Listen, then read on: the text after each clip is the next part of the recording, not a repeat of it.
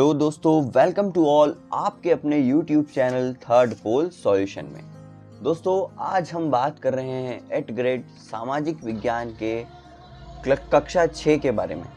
दोस्तों हम सामाजिक विज्ञान के भाग 3 सामाजिक एवं राजनीतिक जीवन 1 के अध्याय 1 और 2 को कंप्लीट कर चुके हैं। आज हम बात करेंगे अध्याय 3 के बारे में, जिसका नाम है सरकार क्या है।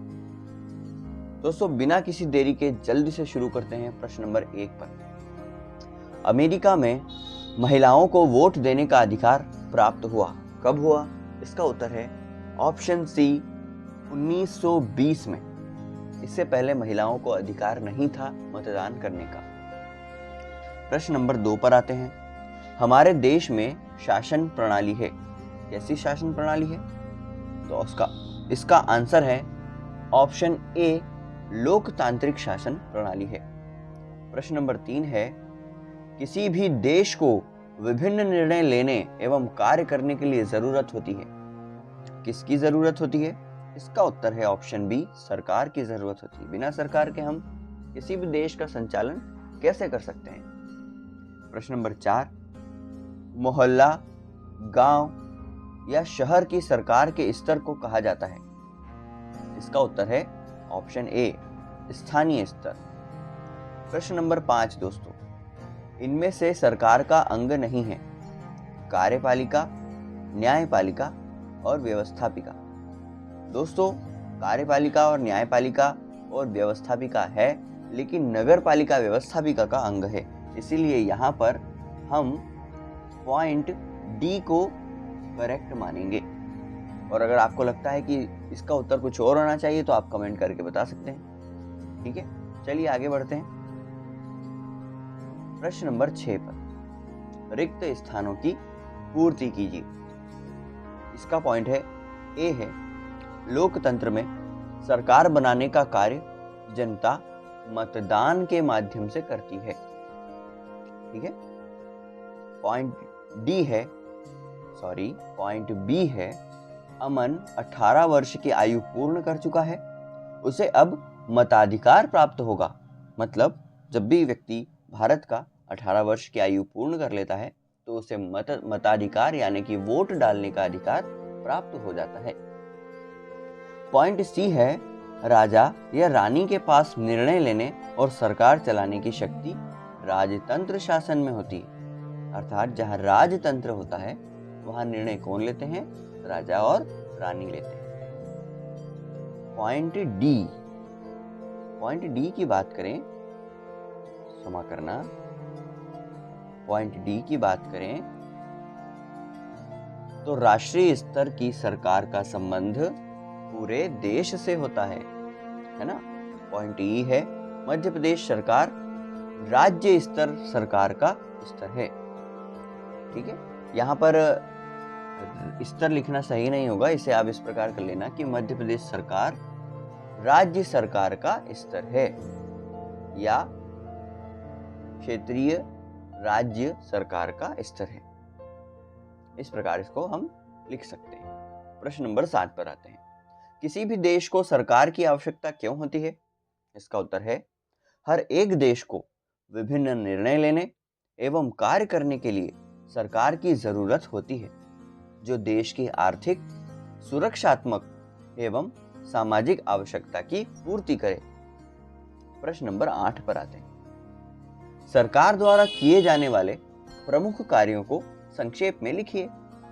इसका उत्तर है सरकार का कार्य देश की सीमा की सुरक्षा, दूसरे देशों से शांतिपूर्ण संबंध बनाना, देश के समस्त नागरिकों को पर्याप्त भोजन और स्वास्थ्य सुविधाएं प्रदान करना तथा प्राकृतिक आपदाओं में सहायता व सामाजिक न्याय को आश्वासित करना है। प्रश्न नंबर 9, हमारे देश में सरकार किस किस स्तर पर कार्य करती है? उनके नाम लिखिए। इसका उत्तर है हमारे देश में सरकार निम्न 3 स्तरों पर कार्य करती है। पहला स्थानीय स्तर, गांव, शहर या मोहल्ले की सरकार। दूसरा राज्य स्तर। देखिए जो रिक्त स्थान में जो समस्या आ रही थी वो यहाँ पर क्लियर हो जाएगी। राज्य स्तर में पूरे एक राज्य में काम करने वाली सरकार होती। तीसरा, राष्ट्रीय स्तर, इस सरकार का संबंध पूरे देश से होता है। प्रश्न नंबर 10, सरकार द्वारा क्षमा करना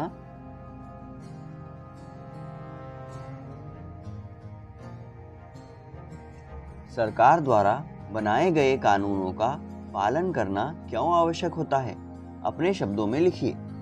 इसका उत्तर है, सरकार कानून बनाती है और देश में रहने वाले सभी लोग वे कानून मानते हैं।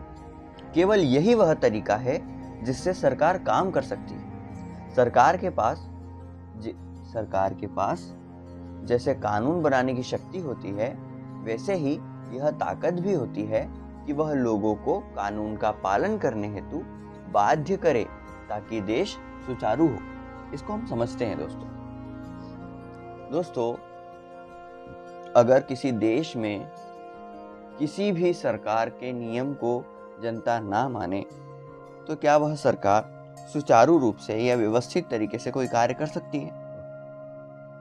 जैसे कि अगर हमें कहा जाए कि सड़क पर बाईं ओर चलना है और हम उस कानून को ना माने तो क्या होगा? रोज सड़क दुर्घटनाएं होंगी और उन्हें रोकने के लिए यातायात पुलिस भी लगाई गई है ताकि जो लोग इस कानून को ना माने उन्हें सजा दें या उन्हें ज्ञान दें कि किस प्रकार सड़क पर चलना है। इससे क्या होगा? सड़क पर यातायात व्यवस्थित और सुचारू रूप से चलेगा और दुर्घटनाओं की कमी होगी। इसीलिए सरकार द्वारा बनाए गए कानूनों का पालन करना आवश्यक होता है। प्रश्न नंबर 11, लोकतांत्रिक सरकार से क्या आशय है? इसका उत्तर है, लोकतांत्रिक सरकार से आशय है ऐसी सरकार जिसे जनता द्वारा चुनाव के माध्यम से चुने गए प्रतिनिधियों के द्वारा बनाया जाता है। इसमें सरकार को अपने निर्णयों का आधार जनता को बताना होता है। अतः एक अर्थ में लोकतंत्र लोगों का ही शासन है। प्रश्न नंबर 12, लोकतांत्रिक व राजतंत्रीय सरकार में क्या भिन्नता होती है? इसका उत्तर है, सरकार का मुखिया जनता द्वारा चुना जाए तो वह लोकतांत्रिक सरकार कहलाती है, जबकि राजतंत्रीय सरकार का निर्णय राजा के पास होता है। लोकतांत्रिक सरकार में निश्चित काल के लिए चुना गया नेता जनता के प्रति उत्तरदायी होता है। वहीं राजतंत्र में वंशानुगत रूप से राजा देश में शासन करता है। प्रश्न नंबर 13, मतदान के समय मतदाता की उंगली पर स्याही का निशान क्यों लगाया जाता है? इसका उत्तर है, मतदान के समय मतदाता के उंगली पर स्याही से निशान लगाया जाता है ताकि वह केवल एक वोट दे सके। ऐसा इसीलिए कि मतदान में पारदर्शिता हो और फर्जी मतदान को रोका जा सके। प्रश्न नंबर 14, सरकार में आम नागरिक अपनी भागीदारी किस प्रकार कर सकते हैं? कोई 2 तरीके लिखिए। इसका उत्तर है, सरकार में लोकतांत्रिक व्यवस्था के तहत लोगों का ही शासन होता है, अतः सरकार में आम नागरिक अपनी भागीदारी